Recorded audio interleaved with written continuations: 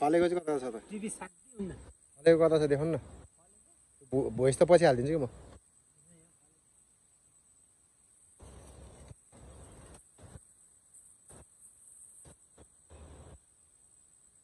कति किलो जति फल्छ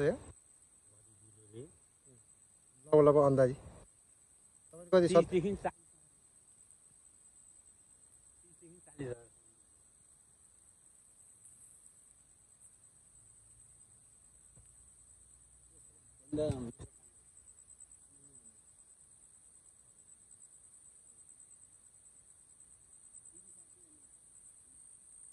भिडियो त फेरि कलकलाले बनाएको जस्तो मैले त पुरै एडिट गरेर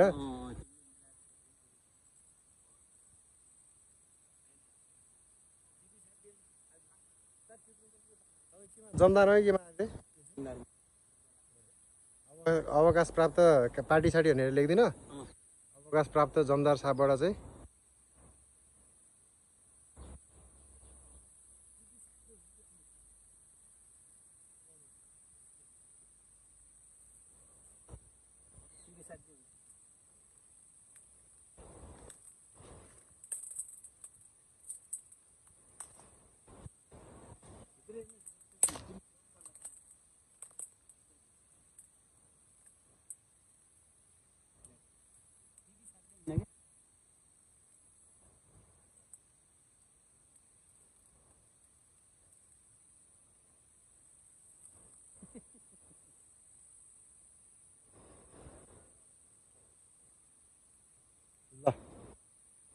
हाम्रो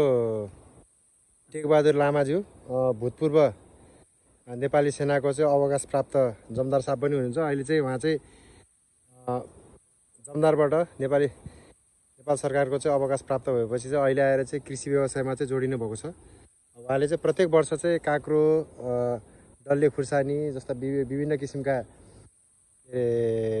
तरकारीहरू उब्जाउनुहुन्छ र प्रत्येक वर्ष चाहिँ उहाँले लगभग लाखौँको आम्दानी पनि गर्नुहुन्छ ल